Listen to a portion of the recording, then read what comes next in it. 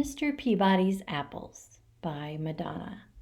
And the first part of this book is just some really cool artwork. So you can see it says, "Welcome to Hapville." And then there are the boys playing baseball.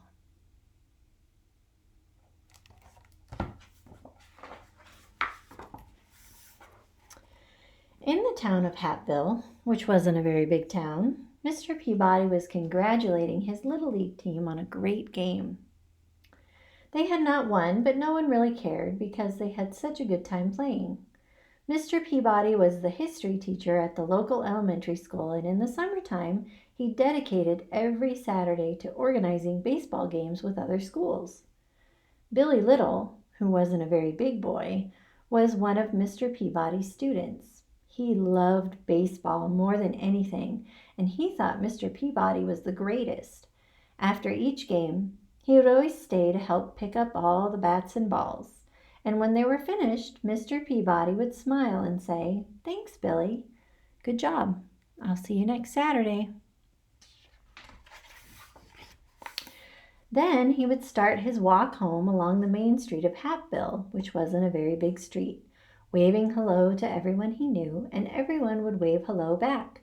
Along the way, he always passed Mr. Funkadeli's fruit market. Here Mr. Peabody would stop and admire Mr. Funkadeli's fresh apples. He would pick out the shiniest apple, drop it in his bag, and continue on his way. Across the street, Tommy Tittlebottom watched with curiosity as Mr. Peabody walked away with the apple. "That's strange," Tommy said to himself. "Mr. Peabody didn't pay anyone for the apple." Tommy got on his skateboard and rushed to tell his friends.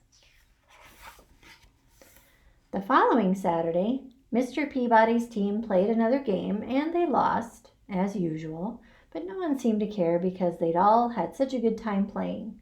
Billy picked up the balls and bats, and Mr. Peabody set off on his walk home. He waved to everyone he knew, and they waved back.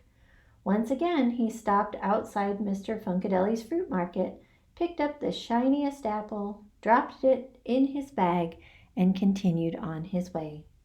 Across the street, Tommy Tittlebottom and his friends watched Mr. Peabody, and they were amazed at what they saw. Mr. Peabody had not paid for his apple.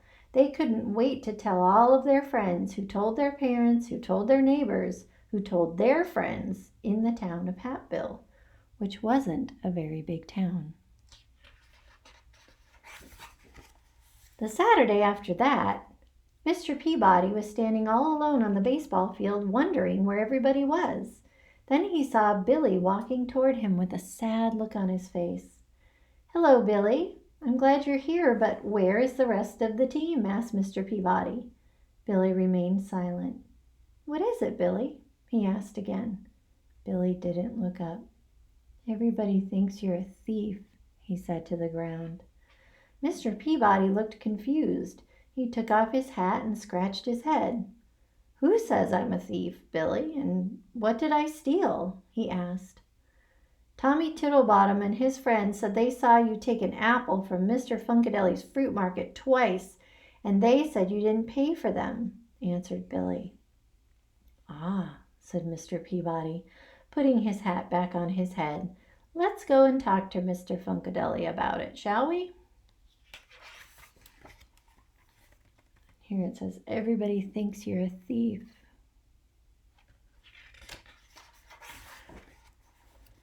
They walked down the main street, which wasn't a very big street, and Mr. Peabody waved to all the people he knew, but now some of them did not wave back. And some pretended they didn't even see him. They finally arrived at Mr. Funkadeli's fruit market. Out popped Mr. Funkadeli, who said, "Hey, what are you doing here, Mr. Peabody? Why aren't you at the game?" "There wasn't a game today," said Mr. Peabody, "and I was wondering if I could take my apple earlier than usual." "Sure, why not?" replied Mr. Funkadeli. "You pay for them every Saturday morning when you pick up your milk. You can take them when you like. You want the big shiny one, Mr. Peabody?" Mr. Peabody took his apple, smiled, and offered it to Billy. "I would like to take the apple, Mr. Peabody, but I have to go and find Tommy and explain everything," said Billy.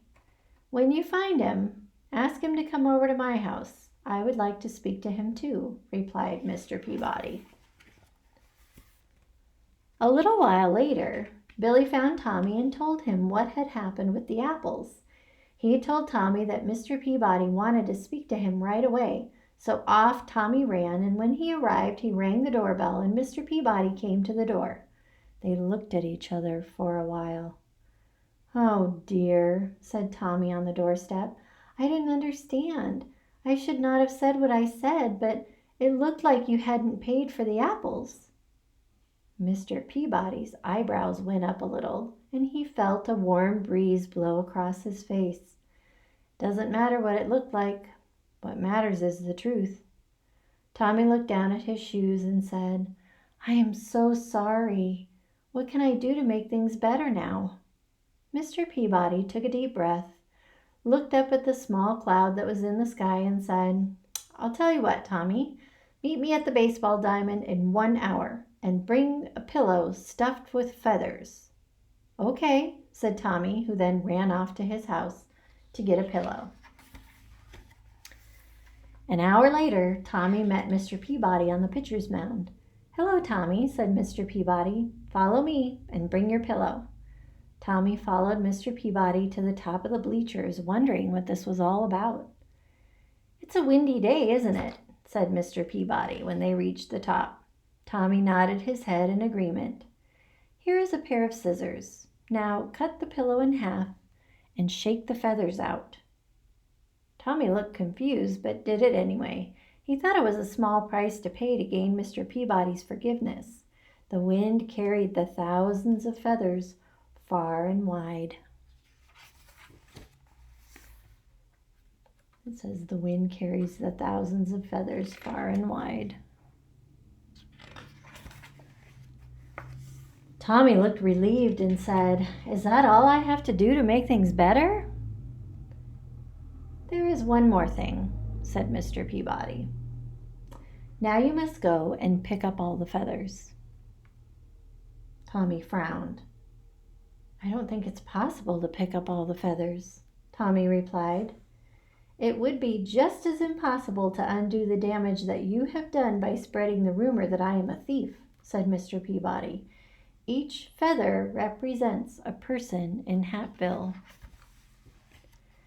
There was a long pause as Tommy began to understand what Mr. Peabody was saying. Finally he said, "I guess I have a lot of work ahead of me." Mr. Peabody smiled and said, "Indeed you do. Next time don't be so quick to judge a person, and remember the power of your words."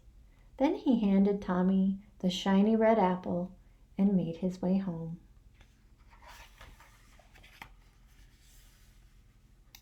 The end. I don't know if you can see the picture. It looks like it has all the feathers back in, and it's all sewed up tight, and they're playing baseball outside. The end.